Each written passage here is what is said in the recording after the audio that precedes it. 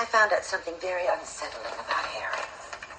He gambles. What do you mean he gambles? He plays craps in the back room of a private club. I mean, you know, you 11, come on, little Joe. Snake eyes, hard way 8. That's how it goes. He loses a lot of money. You had no idea? No, I didn't. Welcome to the CrapVegas podcast. Vegas, here we come. Vegas! Here are your hosts, Chris and Josh. Hello, everyone, and welcome to episode 6 of the CrapVegas podcast. I am Chris. He is Josh. And Josh, how are you doing this afternoon? I am doing very well, thank you. It's a beautiful day here, 70-some degrees outside, 75 degrees outside, so perfect Pacific Northwest weather. How about you? Ooh. Oh, lucky you. Yeah, it's not too terribly bad. I mean, it's only 105 out right now and absolutely miserable. And when I left the office today, I walked out in the shop and we have little thermometers all over the wall and it was registering at 117. And so I waved at the employees and I walked out the door. Just like Vegas. Pretty right? much. Yeah. So a little behind the scenes here for the listeners. We're actually recording this. What is today, Josh? July 5th, Tuesday? Yeah, and this is probably not going to come out until Monday the 11th, but we're recording early because I'm going to be in Vegas this weekend. And Josh, you're coming now, right? As much as I wish I could join you, and I really wish I could join you, I will not be joining you in Vegas. So this is going to be a solo Chris trip, unless any of our listeners decide to meet up with Chris. But I have to stay at home. We're going to go to the Oregon coast this coming weekend, so that'll be fun. Well, that's exciting, and they do say family comes first. So right. That's a good thing. If I want to be able to afford to go to Vegas. Exactly. You can just save up a bigger bankroll for the next time. So I guess that's not a bad thing. Okay, but I will miss you for sure. Well, I appreciate that. I will try to keep you updated via text, and I'll tweet out all my amazing hits that you're not a part of, and it will be terrific. I'll just say it's a lie. Exactly. Okay, so for people that want to get in touch with us, you can always send us an email at podcast@crapvegas.com. We have a text line that's 702-978-7775, or easiest way is always going to be on Twitter. That's @VegasDuffy and @SmallWhale13. So, Josh, we thought maybe it'd be a good idea to touch base on some feedback that we got from previous episodes. I think that's a good plan. Yeah, and last episode, I put a call out to listeners if they had ever taken a Caesars air trip. There were marketing wings, discounted / free, depending on your play level, air, transportation, hotel, to random Caesars locations across the country.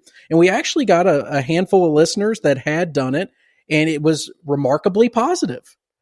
So I thought we'd share a couple of the emails that we got and hit the highlights of it. So the first one that I got was from Aaron McFarling. And Aaron indicated that for him, there was a couple things that really set these trips apart and made them valuable to him. So first of all, he said from where he's from, he has limited flight options to other major cities. And traveling on Caesars Air gave him direct access to Atlantic City, Laughlin, and Biloxi. Or Biloxi, if you're me, but I know you have a tendency to go the other direction. But that being said, that is a good point. A lot of people that live in towns that have smaller airports, they may not be able to get to Vegas very easily. And even myself, to get to Vegas, I have to connect in another city, and it takes me 7-8 hours. If I could take a direct flight to Atlantic City, which I usually don't have available, that would be something that'd be enticing. I totally agree. It's something when we talked last week about this, just when I brought it up just in passing, I had never even thought of that. I mean, of course, everybody in the Caesars ecosystem gets these emails, I'm sure, offering the little junket flights to wherever. But me being in the Pacific Northwest, it's a 2-hour flight to Vegas. There's so many of them. I hadn't really ever thought about it from the standpoint of there are a lot of people for whom, I mean, obviously I know that Vegas isn't 2 hours for everybody, but there are a lot of people that it's more than one flight to get to Vegas, or it's hard.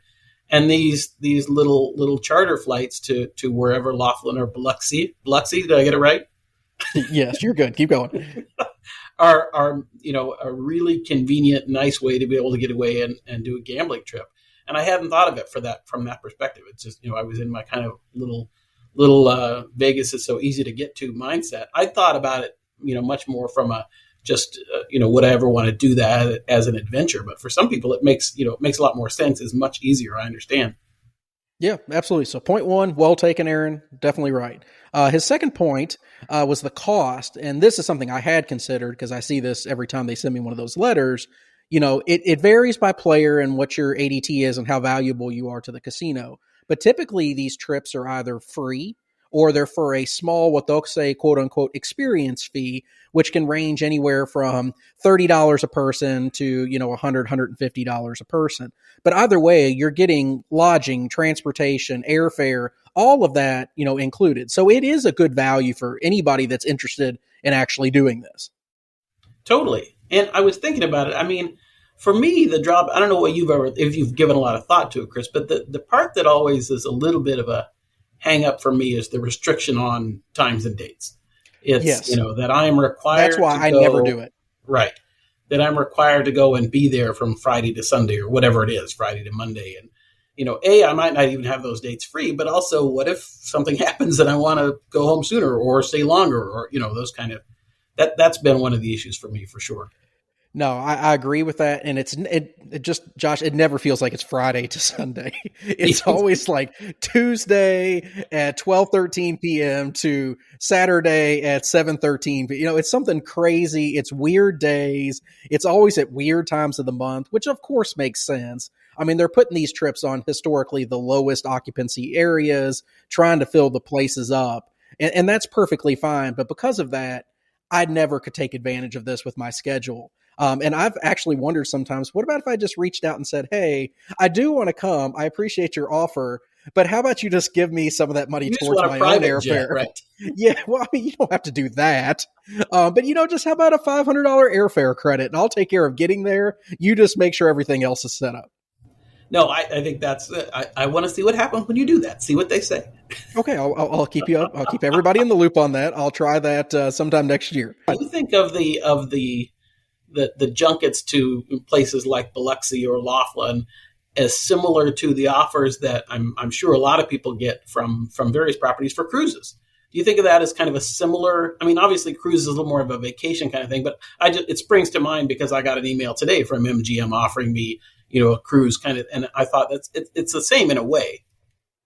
No, I don't put them as the same thing, and I got that same email today, so I know exactly what you're talking about. I think, yeah. Thank you, MGM. Yeah, and don't worry, we'll get it 6 more times over the next week from each property, just reminding us. So no, I don't consider it the same thing because usually those MGM cruise offers, and Caesars does them too. It's not specific to MGM. That just happened to be the one that came today. They usually have the cruise giveaway as a certificate where you pay just the taxes and fees or whatever. But then they also give you your room and your free play and your resort credit or whatever it is you're eligible for. That's true. You're right. This is usually just a bonus item that they throw on, and I don't even find that it impacts my normal offer of free play and dining credit. No, it's almost just like a freebie that they throw today. And it doesn't restrict the days that you're going either. So, you can pick and choose when you want to go out there anyways. Oh, that's a good point. Yeah, that's a good point. So, no, I wouldn't put it. Just popped into my head. No, I got you. I wouldn't put it together, but I mean, it is along the same lines, I guess, if you want to make it loose.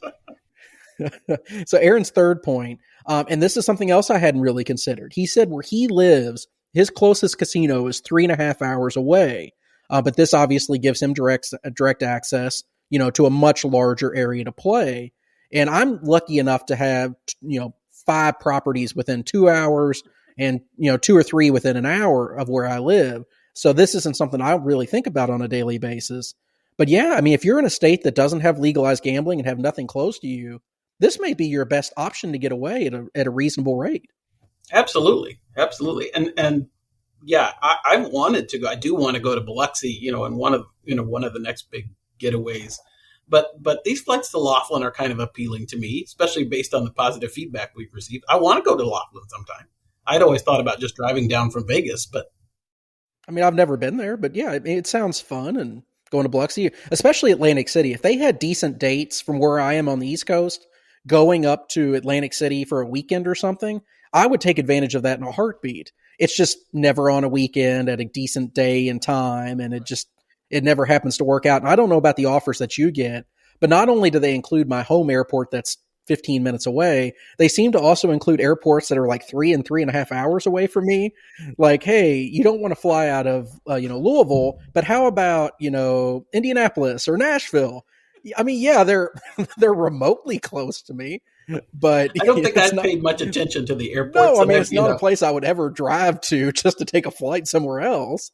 So yeah, just something else to keep in mind. But the last point, and I mentioned this when I was reading part of his email, he said that the flights are very comfortable. He said they're actually usually more comfortable than jets he typically flies on. Typically, they'll give you free alcohol, and bags are transferred directly to your room for you. And then as soon as you get off the flight, they just hand you your room keys and a player's card copy, and you're pretty much free to do what you want at that point. So that sounds all very nice. It sounds great. What could go wrong? No, I mean, it seems like a win-win. And just as a thank you, Mike Williams also sent us an email about the exact same thing. And Mike, I do appreciate the email, and almost everything you said in your email is identical to what Aaron said. So it sounds like this is, very consistent across the board, that people are having positive experiences, and these things must be set up pretty darn well. I'm glad to hear that. I'm really glad to hear it, given the feedback and perspective of, the people that for whom Vegas or the major gambling cities might be harder to get to. It's great that these are, I hadn't looked at it from that perspective, and I'm glad that they're successful and people like them. And, like I say, I want to get to Laughlin sometime, just because I think it probably fits my mental age demographic pretty well. If I could, okay, old man, yeah. Exactly. Gamblers all start gambling at 7:00 in the morning or 4:00 in the morning or whatever. Be perfect. Now, do they have a big nerd population as well that loves Star Trek just like you? That's a good question. I'm guessing that it's more on the I Love Lucy crowd, but. Okay. I'm just looking forward to this upcoming trip for your convention, where there's going to be phasers and pew-pews everywhere. Oh, yeah. You guys are going to give full reports. There's going to be Spock peace signs going everywhere. I mean, it's going to be just for people. It's going to be fun. He just gave me the peace sign instead of the Star Trek fingers. I don't even know what to say. I might have to hang up. Okay, that's been episode number 6 of the CrapVegas podcast. No, we won't do that to you all. We still got more to talk about. So, okay, so that wraps it up, I think, for the junket trips. And thank you, everybody that sent us emails about this. But something else that we wanted to touch base on again is going back a little bit to casino hosts. There was just a couple things that we didn't really get to address as much as we wanted to, that we thought we would mention. And Josh, you had made a couple quick notes. Why don't you start us off here? Well, I was just thinking, it was listening to our last episode, and we talked a lot about casino hosts. So if you haven't listened to episode 5, we encourage you to go back and listen to that. But just a couple of things that we meant to talk about that we just didn't get to, and mainly involving what can a host do for you that you can't get from the corporate offer, or just booking your stay yourself in Vegas or wherever. And the first thing that I thought of is they can book your stay even when you don't have an offer. And I think Chris has mentioned that, in regard to Encore Boston Harbor specifically, but even on the other properties, if you've recently used an offer, or if you don't have an offer and you do have a host or you're hostable, if you don't have an offer, they could certainly book one, or might be able to book one for you. That's one of the things that I don't think we mentioned that I thought was worth letting people know. Okay. And then I know you had also talked to me off air about restaurant reservations, and that is a big one. We don't typically have a lot of restaurant reservations when we're on a trip, because we choose to never leave the craps table. It's the safest way to be. But for those that do like getting out to the more popular restaurants, or like our last group trip that we took together, where we went to Delilah, getting a reservation there can be somewhat difficult sometimes.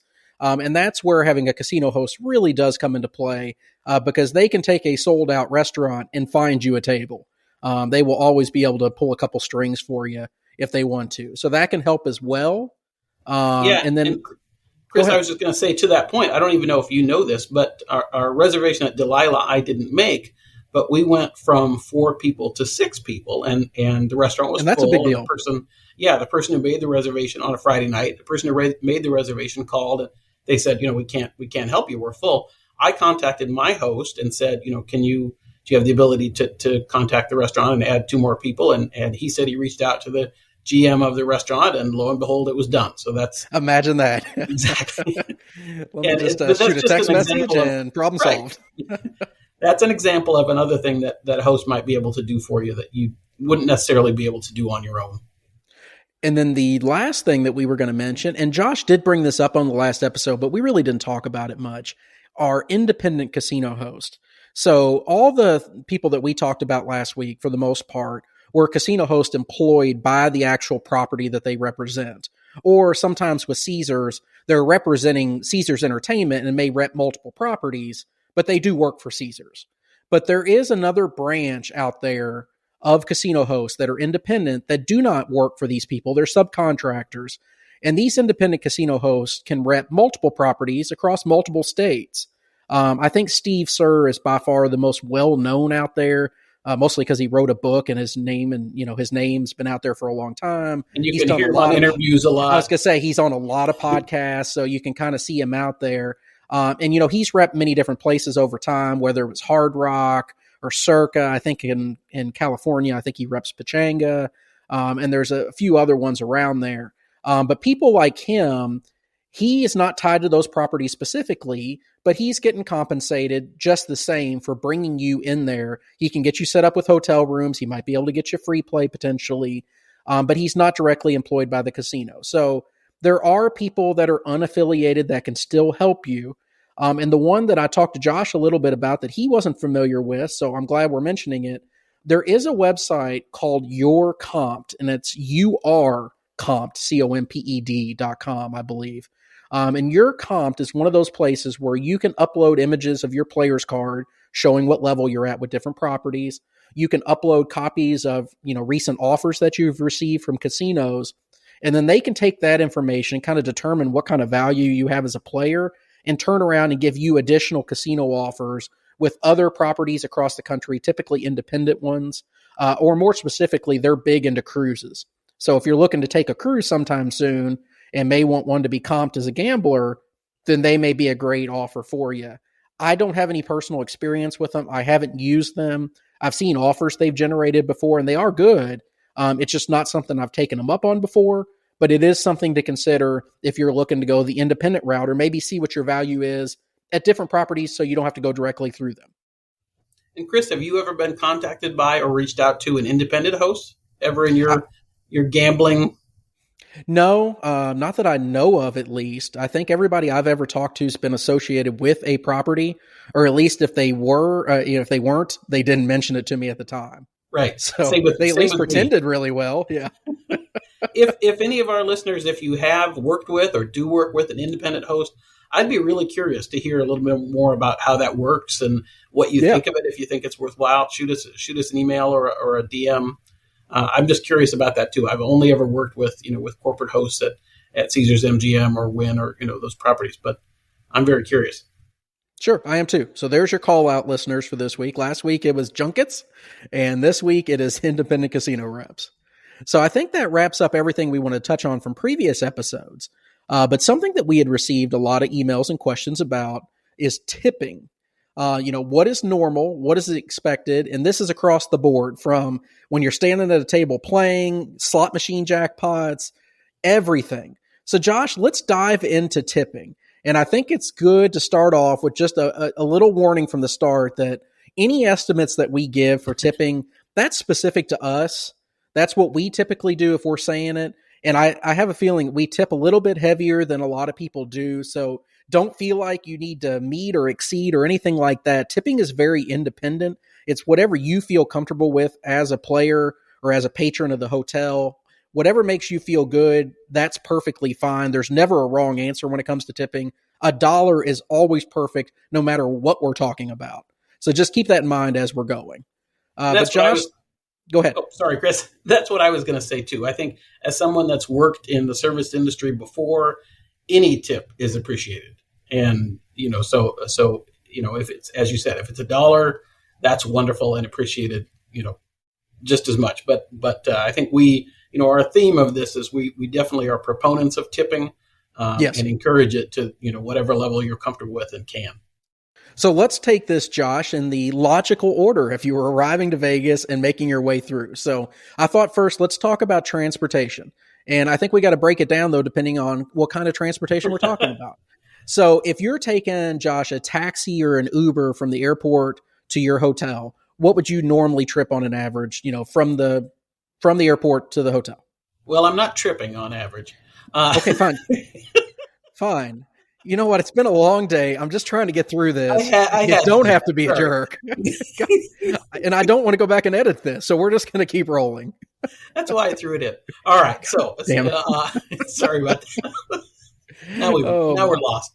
So if I'm in a cab or an Uber, I'm always going to tip. I make it a point to always tip. And one of the things I was going to say throughout, when we were talking about this at some point, but I have a little envelope I have a label on it that says petty cash that I keep my 1s and 5s and 10s and things that I accumulate in a trip in there.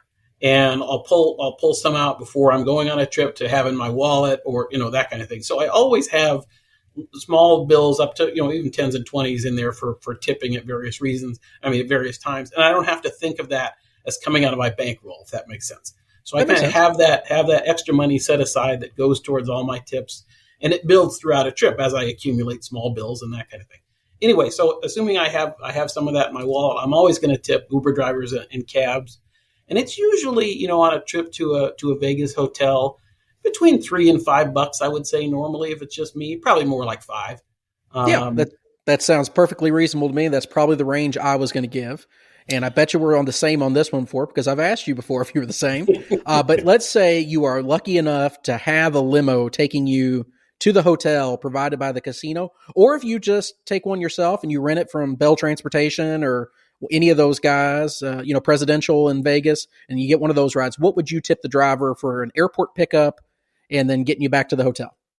Well, I think it might be different if I were paying for the limo. If I were paying for the limo, I might tip less than if it's being comped for me. If I'm paying for a limo, I haven't done it before, so I can't say for sure what my mindset would be. But I'd be more inclined to think along the $10 line. Okay. And maybe that's too cheap, and reach out to me if that's too cheap. Wow. Cheapskate Vegas. Watch out, Adam. That's right. If I'm not offended if anybody listens to this segment and says, "Josh, you're not tipping enough," and here's why. Let us know. We'll correct it. But if I'm being comped a ride, whether it's to Wynn or wherever, to any of the properties in Vegas, my kind of mindset was I always want to tip approximately what that ride would cost if I were paying for it in a taxi or an Uber. But I'm doing that in a tip. But I round up to $20. I round to $20. So if I'm getting a limo to and from Wynn, for example, I'm tipping $20 each way. And I just factor that into my experience and my thinking about it. And hopefully that's a good tip. I'm always, they're always very polite and thankful when I give that. I don't want to be short tipping. I know there are big spenders that will tip more than that on a ride. Oh, sure. But and there are also people that's a that good, will give fair amount. Yeah, there are people that give absolutely nothing as well. So right. It works out on both sides. I'm pretty much the same way. I do find that I give a little bit more on the airport pickup side going to the hotel, because then they actually do have to park, get out of their car, come up, help me get my bags, get back downstairs. Yeah. And the return trip, it's just here, drop you off down in the basement and get up there. So 20 is my baseline. That's usually where I go. But I do nowadays, I have a tendency to maybe jump to like 30 and even 40 if they're really, really good. I got to up my game.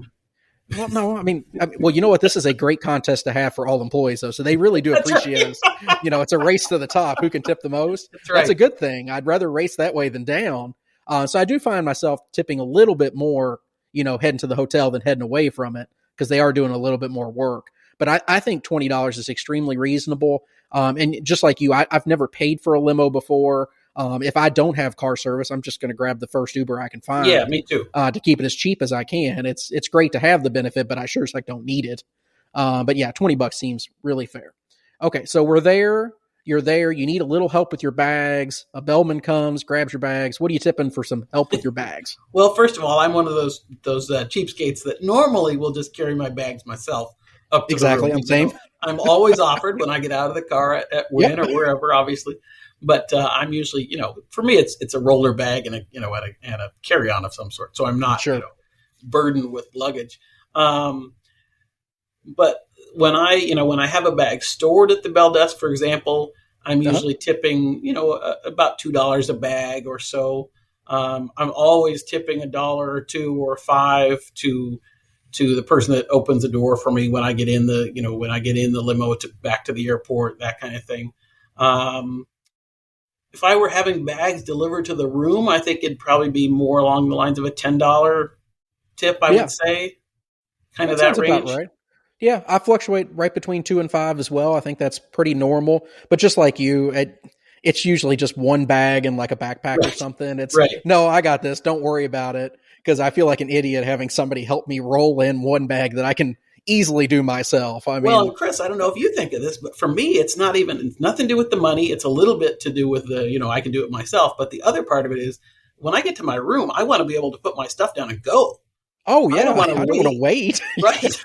I don't want to wait if it takes 10 minutes for that person. A lot of times they're right with you, that kind of thing. But sure. They follow you to check in and they walk in right behind you, especially at Wynn. But no, there are other properties, where it may take 25 minutes to get your bag to come up. And no, I mean, I got dice to throw. You can leave it in my room if I'm not there. But I mean, there's things to do here, people. We're on limited time. Okay. How about maid service every day? Well, so I'm a big believer in tipping housekeeping. I am too. I think that's one of the hardest jobs there, and they deserve it. Me too. In a former life, I was a front desk agent or clerk or whatever you call it for a hotel, just for a short time, not a big, right after college or something. But got a taste for some of the work that housekeepers do, and as you said, that is a hard job. In Vegas, I can imagine it can be really hard, and a lot of things you don't want to see, things all that kind of stuff. So I always tip housekeeping. My kind of rule of thumb is $10 a day.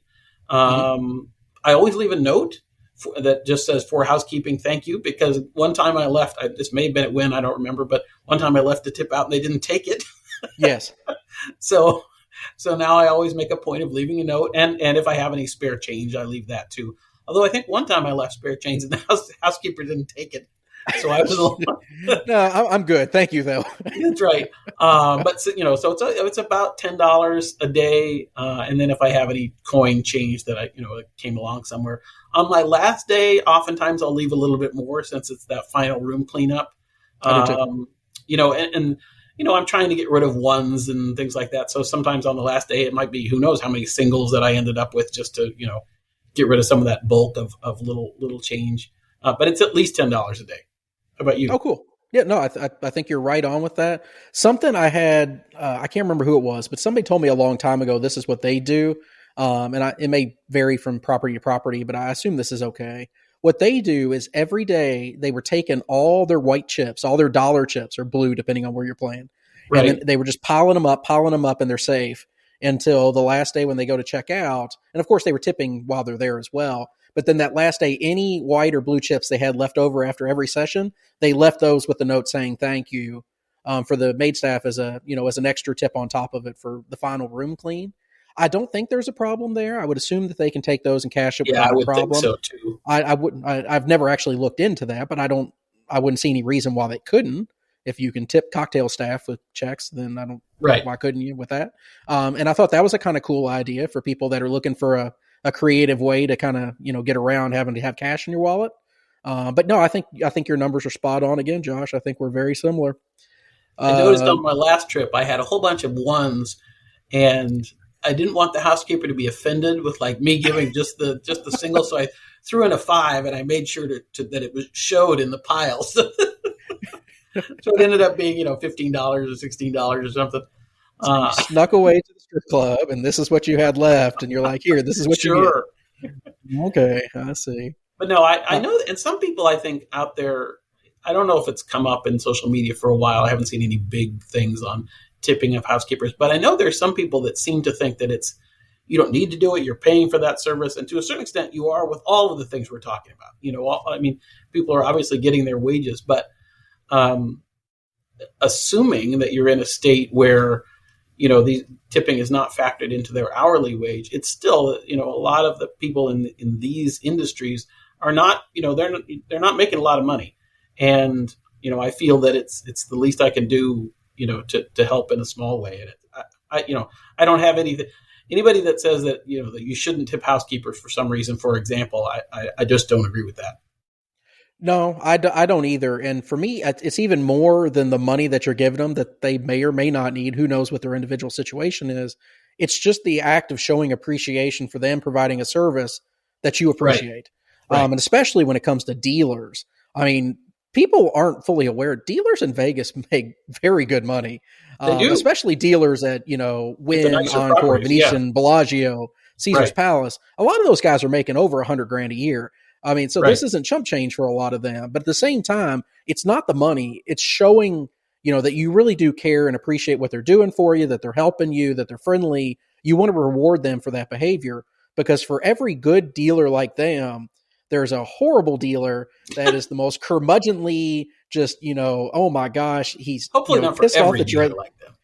I think there is, man. And I'll tell you, certain places, I won't call it out anybody specifically, like Caesar's Palace.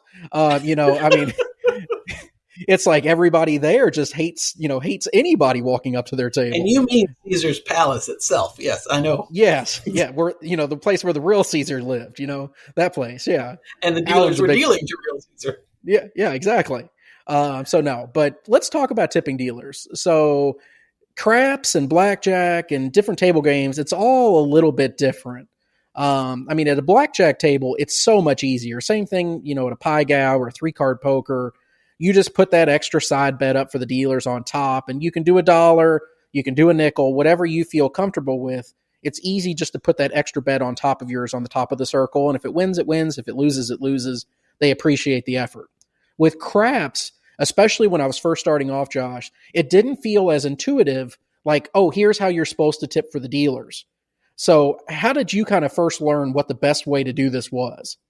Well, I think I probably learned just the way that, I recommend that other people learn, which is just to watch. And you're right. I don't think craps is as intuitive as, and I'd be curious to get a dealer's perspective on this, but as intuitive as, as how to tip. And I'm sure that I saw someone put $1 on the line or $5 on the line for a dealer and probably said, "What's that for?" Which is how we see, almost every time at a table, somebody will ask what that bet is for in one of the pictures that we post or something like that. What's that bet for? I think the fun thing about craps, I mean, this, goes to why I love the game in general, but there's so many different bets you can make for yourself. And there's so many different bets if you want to bet for the dealers that you can bet for the dealers. Yeah, I think the first thing that I would say is, first of all, dealers, if you want to tip dealers during a session or after the session and just give chips, just give just straight tip to the dealers, they will love that very much. I call that direct deposit. Yeah, exactly. They're a big fan. Yeah. As you're coloring up, if you want to throw them a white chip or a red chip, green, black, whatever, they will put that in the box. They'll do that little knock that they do at the craps table and put it right in the box and be happy as anything. If you're like me or like Chris, we tip generally while we're playing by making bets for the dealers. And you can do that again in a number of different ways. I start, Chris, we can kind of jump around into this, but I start with, if I'm playing a table that has an all tall small and I'm playing a usual bet of 5, 10, 5, which is how I play the all tall small usually, I always go, and Chris can vouch for me, with a 1-1-1 for the dealers. So I have 23 action in that all tall small, 3 of it's always up for the dealers. And that's my, kind of fun way of getting it started. And, I like to think, just from a selfish standpoint, that the dealers are, know that I'm always going to have a little action on them, no matter what, that they're, so it makes them appreciate me and my play there and that kind of thing. Yeah. No, and, just to one-up you, Josh, I hadn't even told you this until right now, but the past couple times I've been going to my local casino, I've started doing a 2-1-2 for the dealers. Oh, a 2-1-2. Well, now I'm going to have to do that too. I mean, take that. I mean, I'm obviously that much cooler than you are. That's right. But I think, the good news about craps betting for dealers, there's absolutely nothing you can do that's wrong. Right. Pretty much any bet you want to make for them is perfectly fine. For everybody that makes a pass line bet for the dealers or takes odds on it, there's place bets you're making for the dealers. There's people that throw in $1 yo. I mean, there's, I've seen people make horn bet for dealers, field bets for dealers. Anything you want to do for a dealer, they will appreciate it. I mean, yep. There's some that are more common than others. I think, hard way piggybacks or 2-way hard ways, That seems to be by far the most common that I see on a daily basis from going to the casinos fairly often nowadays. The pass line for dealers, you don't see as much, although I think they really do appreciate that a lot. Very much, yeah. I think that's kind of fun because then they're with you the whole run, no matter what happens. And Josh and I, though, we have a tendency to go more on the place bet side. So for some reason, a long time ago, I picked 5 and 9 as my numbers for dealers. I always start with dealer 5, and he takes 6 and 8, and then we'll branch off from there. Somebody will grab a 4, somebody will grab a 10 if we need to.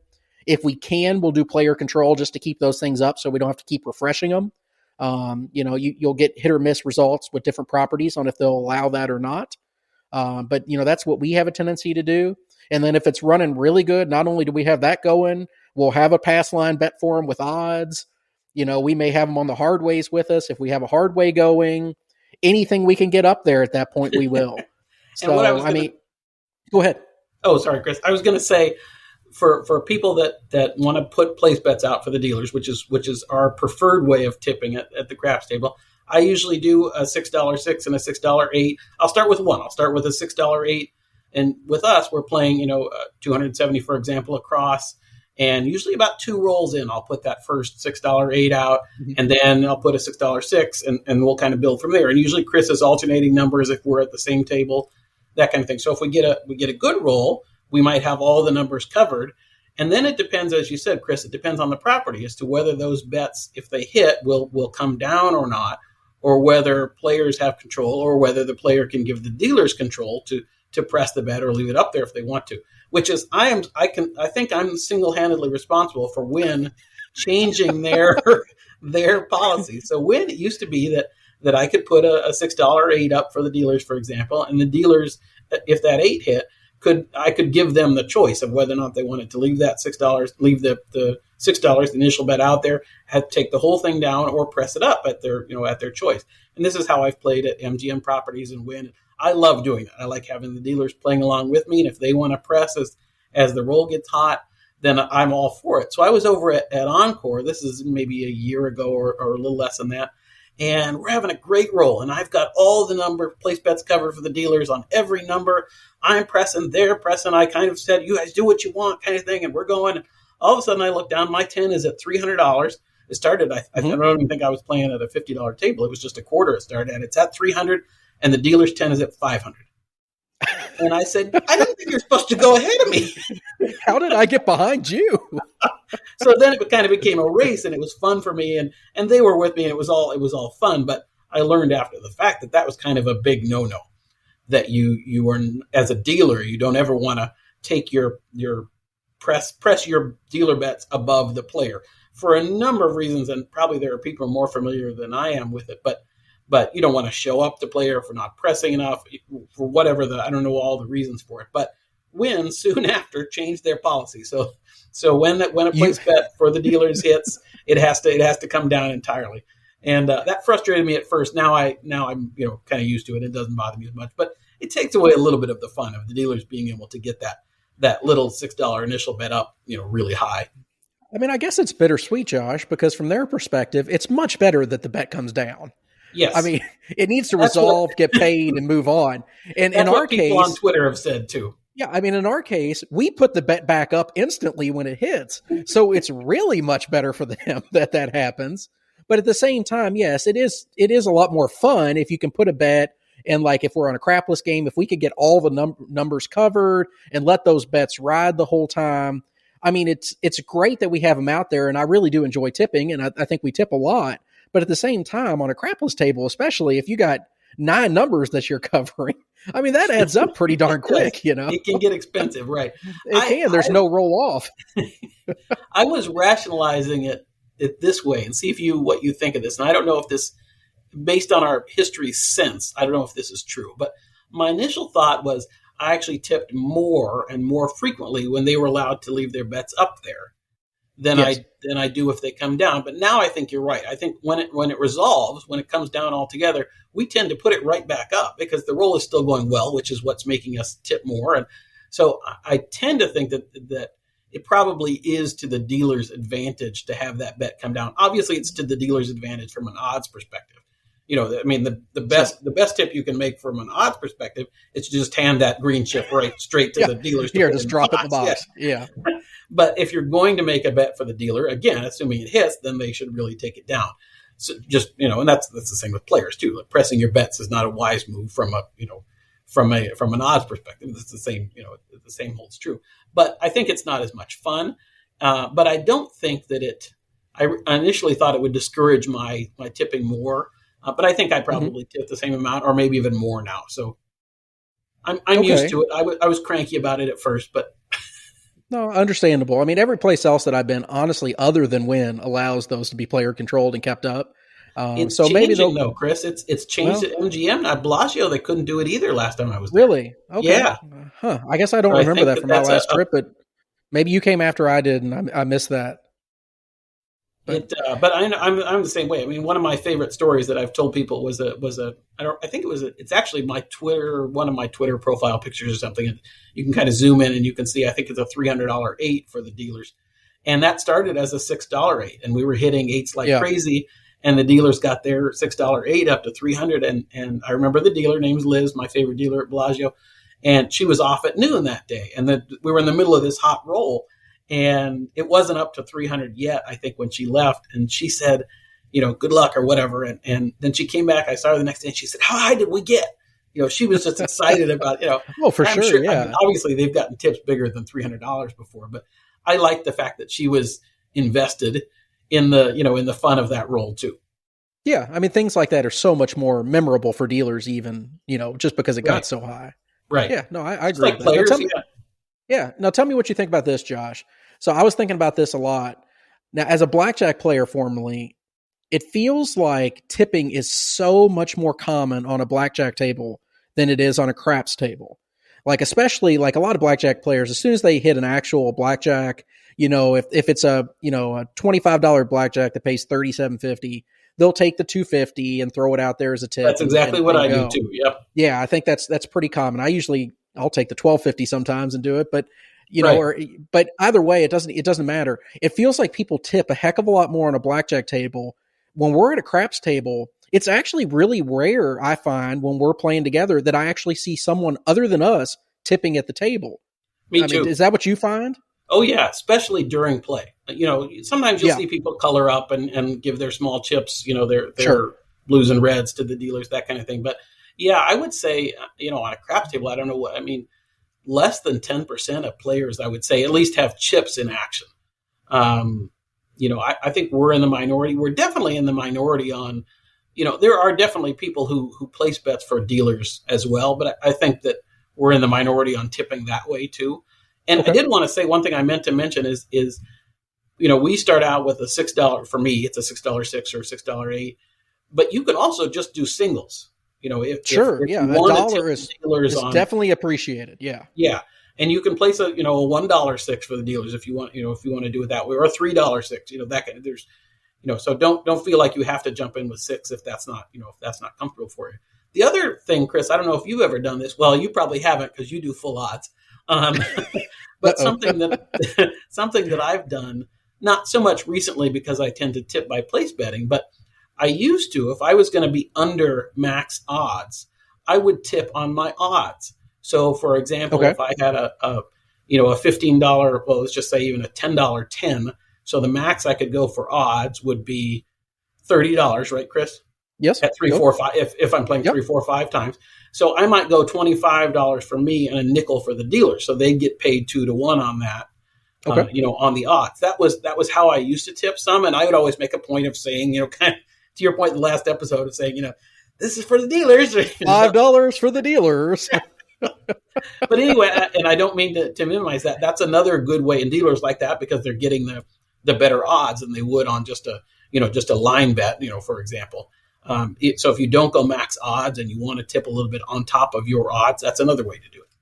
Okay. And one thing I will point out, Josh, I know it's different at all properties again, but I think we've talked about this before. When on dealer bets on the pass line, you don't have to have the pass line bet. If you put a dealer bet on the line, they will pay it at true odds without taking a VIG. So they'll treat it like a buy bet without the VIG, which is absolutely awesome. I don't know if any of other properties do that. I haven't heard it. But that is a really nice, even if you're me and you're at full odds and you throw $10 out for the dealer on a 4, if it hits, they'll pay it $20. They won't worry about the VIG, and they won't pay it 9 to 5 like a place bet, which is really nice. So that is good. Good for Win for doing that. So let's jump ahead a little bit more, Josh. Something that we don't experience too terribly much. How about slot attendance when you hit a jackpot? I think we talked about this a tiny bit a couple episodes ago when we were talking about a hand pay that I had maybe, but I don't do it enough. As you said, I don't get hand pays enough to have a real rule of thumb. I do believe in tipping my slot attendant, and it kind of depends on how much it is and how many, it's probably, unless it's a huge payout. If it's let's say it's a $1,500 payout, it's probably going to be whatever number of 20s I get, give or take. Okay.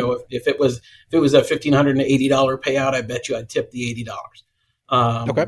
That kind of thinking, unless it was 1,500 even, and then I'd have to think to myself if I want to do 100 or if I want to do something else. But it's usually, some increment of 20. If I had I did hit a $5,000 jackpot once. And as I said, I can't remember what I tipped. I bet you I tipped $100 or so. Okay. That seems kind of what I would, do in that situation. But I know your thinking is, don't let the size of the jackpot really determine, the amount you tip in that situation. Is that right? Yeah. I mean, I guess it's weird because I am such a large tipper typically at a table game. But you're a cheapskate here, is what you're saying? I am. Yeah. I'm right on Adam Bauer's team right now. I mean, when it comes to, agree with that. I don't know how he feels about that, but I'm going to put myself on his team. When it comes to slot jackpots, my issue with it is the people that are helping me, I don't have a choice. There's no way around it. They're not providing me a service I'm asking for. I would much prefer the machine just to give me my credits and let me take a ticket and go. I'm kind of forced into this situation that's kind of artificial by itself. It's not their fault, but I am. And there's no difference for me between getting a $1,200 jackpot and a $12,000 jackpot. Right. It's exactly the same. If anything, a lot of times the larger the jackpot, you're typically getting a check instead of cash. So it's theoretically even easier than bringing that much cash and counting it out. So in that perspective, maybe it should be less money. It's not going to be. But for me, boy, I'm really winning over these. That's right. Slot Sorry, everybody. So, but from my perspective, typically I'm going to be like $40 or $50. That's what I think is reasonable. I know there are people that say you shouldn't tip them at all. And I know there are people that say you should give them 10%. And I think that's absolutely insane. So I want to find a happy medium here. 40 to 50 seems reasonable to me. If you want to give them 100 on a $5,000 jackpot, that's awesome. But then again, it is weird because I'm the guy that's going to throw table games dealers multiple $100s in a session easily. So it doesn't make sense. But I'm not a logical person because I play craps anyways. So, don't hate on me. When the table's going well in craps, we're tipping, a fair bit. But that's I was thinking about whether or not that's analogous to hitting a large jackpot. I mean, to your point, it's you're not asking for that person to, you don't need that person to perform a service for you. It's different than craps dealers. They're working hard, and on a hot roll, they're working even harder. There's no game without them. Yeah. Right. So I get the difference there. I'd love to have the issue of trying to figure out what to tip on a $100,000. It'd be a good problem to have, wouldn't it? If a casino wants to sponsor this as a lab exercise, and please let us hit know. A big jackpot. Then, but podcast at CrapVegas.com. We'd appreciate it. I'd like to have that problem, but no, I believe in tipping them, and how much. I think again, it's up to each person, but it comes down to there are people in the service industry. They're probably not making a fortune. Sure. If I've hit a nice payout, it's good to give some back, and that's and sometimes if you see a tip, the other part that we haven't really talked about it that kind of goes unspoken, or if you don't see a tip, I guess really, is you never know what that player has had as far as a day prior to that session. If I hit a hand pay on a slot machine, maybe I hit a $1,200 hand pay, but I put $5,000 in the machine. Yes. That factors in too. And so, my thinking just as we're talking this through is, be careful on judging how other people tip without knowing, we're talking in the abstract here. If I've had a terrible day and I've lost, a lot of money, I might not be as inclined to tip as much. And even at the craps table, if we have a losing session or a down session, we're not tipping as much as we are. And this is natural, I think, but we're not tipping as much as we are if the table's hot. And that goes without saying. And I think that's why the dealers want good rolls too, They want to be making money along with us. I agree. The only thing I would say is that I hope as gamblers, we recognize that this service they're providing is always there, no matter if it's going great or poorly. So no matter what, please try to tip the dealers something. Even if you normally tip a nickel, tip them $1 instead if it's going poorly. Whatever it is, try to do something. Don't make them suffer because you're getting absolutely killed. Try to show them a little love for what they're doing. It's not their fault. It has nothing to do with them. Sometimes luck just isn't in your favor. Sure, you may tip less when it's going poorly, but try not to, just avoid tipping completely because it's a bad session. I know we all have a tendency to kind of, shell up when it's going bad, and the last thing we want to do is throw out an extra $5 for the dealers. But try to get away from that if you can. I was going to say the same thing. I was going to say sometimes, I don't know if I've seen you do this, Chris, or if you've even thought of it, but every once in a while, if I'm at a craps table and I'm throwing place bets out for the dealers and they're just never hitting, I keep throwing a $6 8 out and it never hits, and I try it, 4 or 5 times, and whether I'm winning or losing, sometimes those dealer bets don't hit.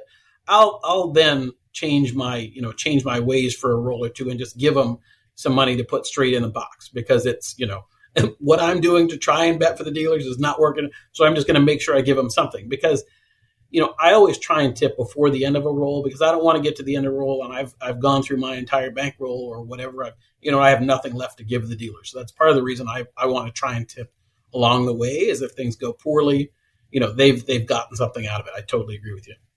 So what you're saying is, if it's going really poorly, you should do the Tim Lawson special. You play the pass line, and then you put the dealers on the don't pass. Is that what you're saying? I don't think I could do that, but I mean, they take the action. Sure. That would be an interesting experiment, wouldn't it? The interesting thing I heard brought up on another podcast once, it may have been my Mark and Dr. Mike, I can't remember, but for those who tip on the all tall small, that if you're leaving the table, oftentimes properties won't let you put up a dealer bet unless there's other action on the all tall small, because they wouldn't want to limit somebody else's ability to get in on that too. So just be aware of that. If you're leaving the table and you say, put a nickel each on the all tall small for the dealers, if there's nobody else playing it, they probably wouldn't be able to book that or to mark that bet. That is absolutely true. Okay, Josh, anything else you want to talk about tipping wise? Do we cover, how about cashiers? Do you tip cashiers? Okay, I do. I don't know if you do, but I typically do, but only because I'm usually a casino credit player, and I know that markers are a pain in the ass for credit people, because they're having to run back and find my envelope and get all my details and take the payment and bring it back out and give me receipts. And so I usually clog the line up for 5 or 10 minutes at a time every time I step up there. So yes, usually no matter what it is, if I'm cashing out something or paying off markers, I'll typically throw them a 5 or 10. That's usually what I do.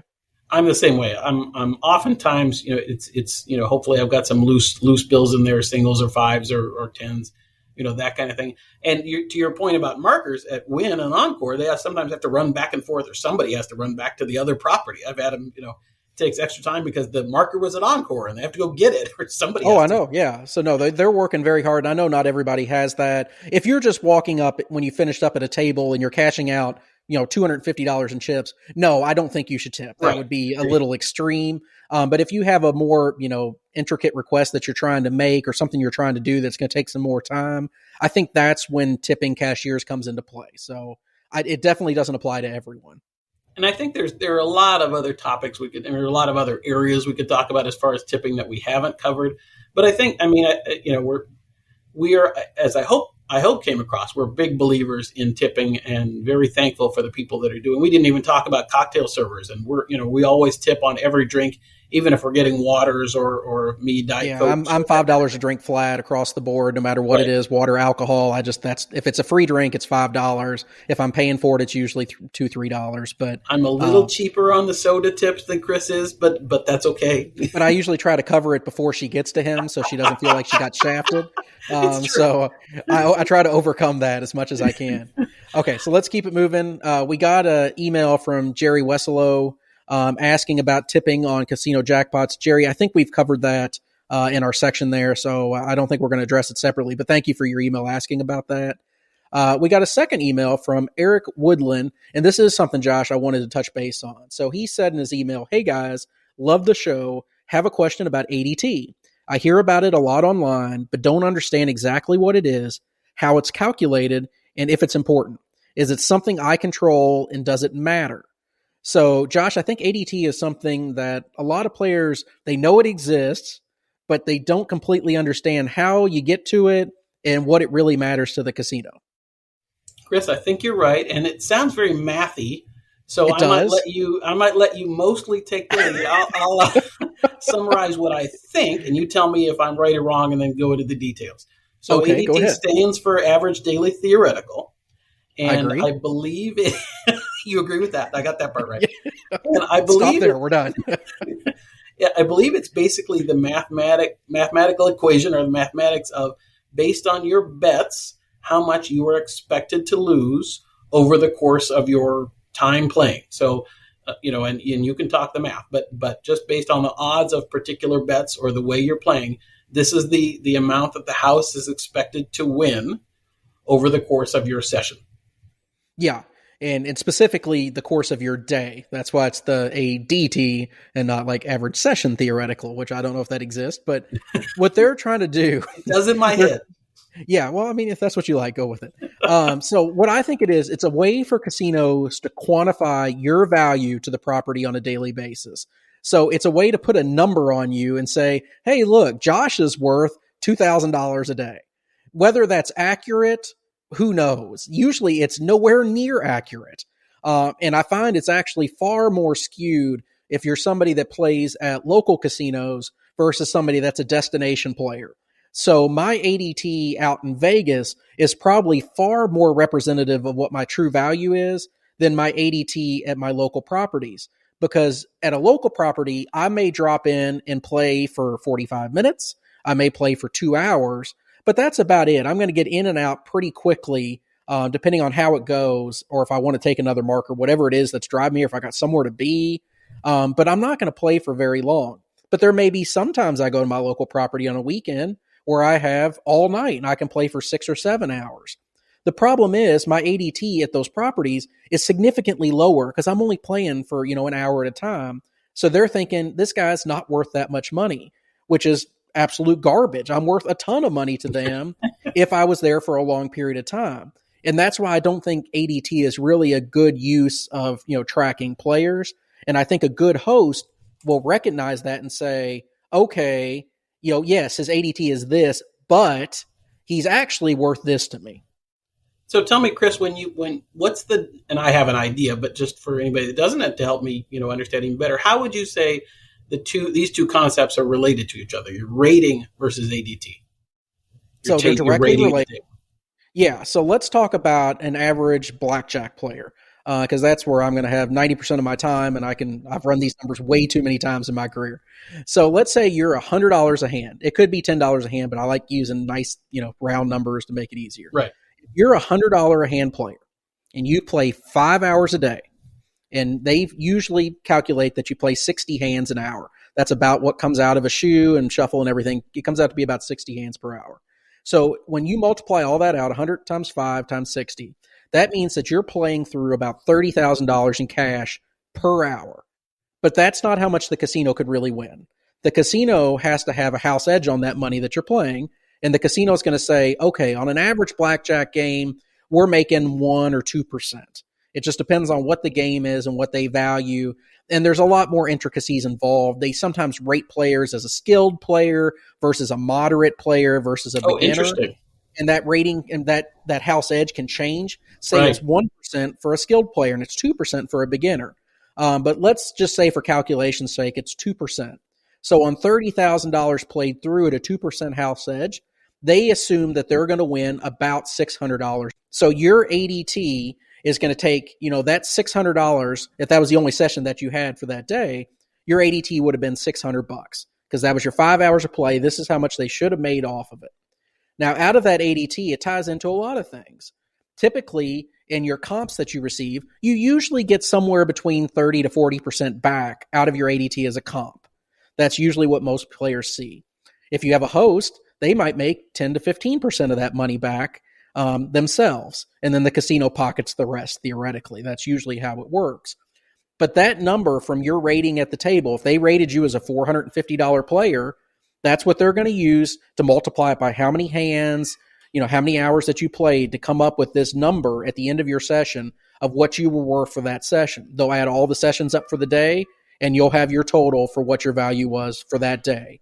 And then usually Vegas properties specifically, or any sort of destination resorts, they'll add all those up and give you an average trip theoretical. And that's usually what they use a little bit more than average daily, because that's actually more telling of what your value is if they bring you in for a weekend. And that's my understanding of when. I could be wrong, and I don't know this for a fact, but my understanding is they really look at your trip, your average trip theoretical. Is that what it would be? ATT? Yeah, your ATT. Yes. And so a couple tips I always tell people. So you got to keep in mind, if you're going to be short playing a day, say you're only going to the casino on your way home, and you're going to be playing for 20 minutes, 30 minutes. You just wanted to run up there and swing by a slot machine and play a couple dollars through and go home.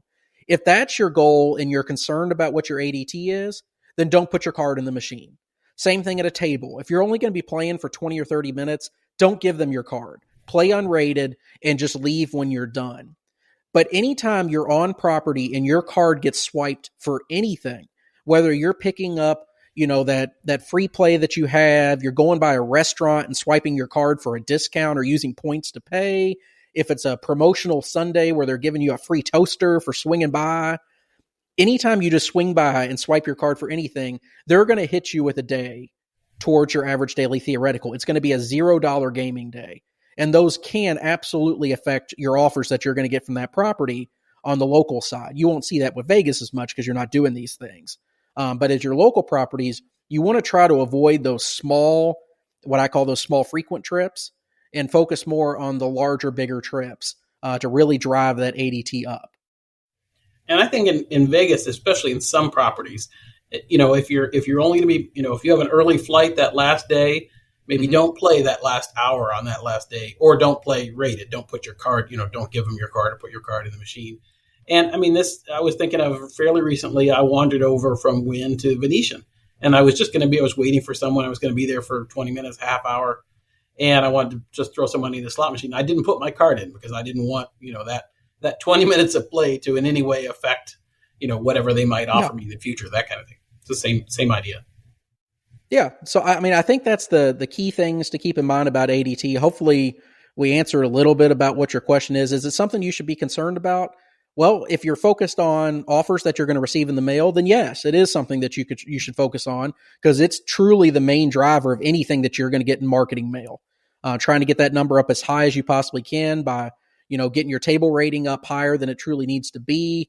And we talked about that last episode on different techniques that you can use to try to raise that up a little bit. But for me, it's just avoiding those small trips where you get in and out with very limited play. If you can take those off the radar, you'll see a big difference between that and then, showing up for 20 minutes in a day. That will hurt you. Thanks, Eric, for the question. Yeah, absolutely. Thank you for the question. Let's see, Josh, so let's skip ahead. We got a question from Mark Billups via email. Mark said, and this actually feeds into something I wanted to finish the episode with. He said he loves the podcast and thank you for uploading all of our episodes to YouTube, which for those not familiar, we have started a YouTube channel. You won't find our faces on there just yet.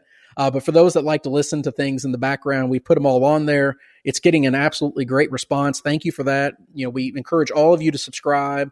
And I'll talk about our little contest we have going before we get out of here today. But he said, thank you for uploading him to YouTube. He listens in his office during the day in the background. And he finds himself laughing out loud and having to explain himself to his colleagues. I've done that many a times with other things, so I completely understand. His question is, Josh, he's 23. He hasn't played craps at a real table yet, and he saved up a bankroll of $300. His local casino offers a $10 table usually. How would we recommend that he play to make his money last the longest, but also have a good time with it? What are your recommendations for low-level play with a somewhat limited bankroll? Well, first of all, Mark, thanks for the question. Thanks for listening. I'm glad you're listening on YouTube. We're happy, as Chris said, with the response so far, and I'm happy that you're ready to try craps at a live table. I think $300 is fine as a place to start. If you can find a $10 table, you can have lots of fun with that. The first thing I would say, as we always say, it kind of depends on how long you want to play. If you just want to go there and make your money last the longest, which is what I think you said, I would suggest a pass line bet, a $10 pass line bet with odds of some sort, at least one, at least $10 in odds, and go higher if you can. And then I would say a couple come bets with limited odds, or if you want to place the 6 and the 8, for if you're at a $10 table, you can place them for 12.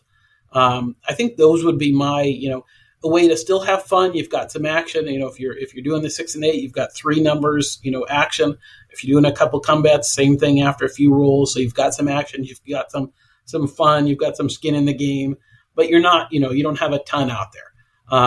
That'll make your money last for a while. I mean, you can always just go $10 on the line and wait forever and, play for a long time and do it that way. And that's fine. He said, have fun, Josh. He said, have fun. That's not fun. I think that the 3-point molly, which is the pass line bet at 2 come bets, is a great way to play and make your money last for a while. I mean, the nice thing, as you know, come betting is actually a better way to play odds wise than place betting. So your money should last a little longer that way. And you don't have to play full odds if you don't want to. You can play even no odds, and it's still a fine way to play craps. There's no shame in not playing full odds or any odds, especially if you're playing at lower levels. It percentage-wise doesn't change the edge that much, really measurably at the lower levels. So you could play a pass line and 2 come bets with no odds for $30, at a time, and that's a fine way to start, I would say. Chris, what do you think? You said exactly what I would say. I can't play a pass line with nothing else going on. That would, they'd be like watching paint dry. Either. I'd see so many other numbers hitting and be thinking to myself, "Oh my God, I'm missing out on all of this." I might as well play blackjack if I'm going to do. Yeah, this. Exactly. I mean, I'll go play Pai Gow if I want to be that bored. But no, I agree. I think either maybe start off with placing the 6 if it hits. Maybe expand to the 8, or if you really want to get crazy, get yourself a 5 and work your way down. You could try the marching soldier if you really want to be, try something really creative. Check out You Can Bet on That. I'm sure they have an episode about that back in the day. The other thing, but go ahead. Oh, sorry, Chris. Just an idea I just thought of, Mark, that this was actually, I think, the way I very first started playing. I read some, how to win at craps book when I was a brand new gambler, and sounds legit. Yeah, exactly. Guaranteed how to win at craps. This is a very safe, or not safe, but safer idea. If you don't mind kind of a regression idea, which means taking your bets down, placing the 6 and 8, doing a $10 line bet and then placing a $12 6, $12 8. And then if one or the other hits, the 6 or the 8 hits, or but if the 6 or the 8 hit, you take them both down. And, then you just have the pass line bet left. That's a fine way to play. It's a really safe way to play. That's a nice safe strategy too. If you don't mind not having the action for a little bit, or you take one number down when it hits, you take the 8, if the 8 hits, you take it down and leave the 6 up. There's different ideas too, where you can actually take some money back, and still continue playing that role. Just an idea I had, Chris. Okay. Well, thank you, Mark, for the email. Hopefully we've given you a couple ideas of what you could do with it, but yeah, $300 at a $10 table. That'd be perfectly fine. You'll have a great time. Let us know how that first roll goes, because it's always the best roll you're ever going to have. Right. Good luck. You're going to make tons of money and you're hooked for life. And I'm sorry about that in advance. So I mentioned it a second ago, but let's wrap up by mentioning we do have a new contest going. So we started this YouTube channel. It's going great. Got tons of followers. We appreciate that. We have a goal to get to 1,000 subscribers by the end of the month. So we're hoping to get to 1,000 by July 31st. As of today's taping, we are at 375. So we got a little ways to go, but I know we will get there. At the end, if we do get there, I'm going to select 3 winners and you are going to get an awesome prize that I'm not going to disclose until that time comes. But if you do want to give us a subscribe and a like, it's youtube.com/CrapVegas. Anything there, Josh? I was going to say, I don't even know what the prize is. I have an idea of what it might be, but Chris hasn't told me for sure what it is. I think I might have an idea. Well, you kept me in the dark on the last contest, so I figured I'll keep you in the dark on this. The reason we're doing this without putting our faces up is that would make the numbers go down. So we're hoping by we're not having our faces up there, that will encourage you to subscribe. Yes, we have a face for podcasting, I think they say. So, to wrap things up, if you guys would like to donate to the cost of hosting the site, the podcast, or anything else you have in mind, please click the button found on our homepage at crapvegas.com or visit our merch store for the one-of-a-kind Vegas Stuffy t-shirt that no one should live without. As I mentioned earlier, I will actually be out in Vegas this weekend. By the time you hear it, I will already have been there and gone and made millions of money. But Josh, when are you back out in Vegas?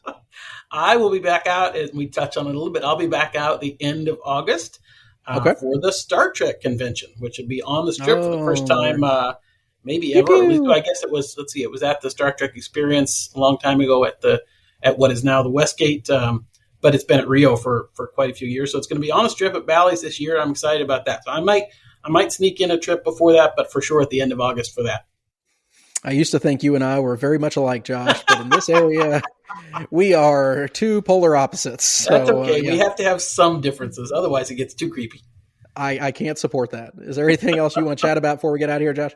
I was going to say we had a big debate on Twitter, if you follow us, or about what we're going to call the next episode. And there's some superstitions around the number 7, as you know, if you're a craps player.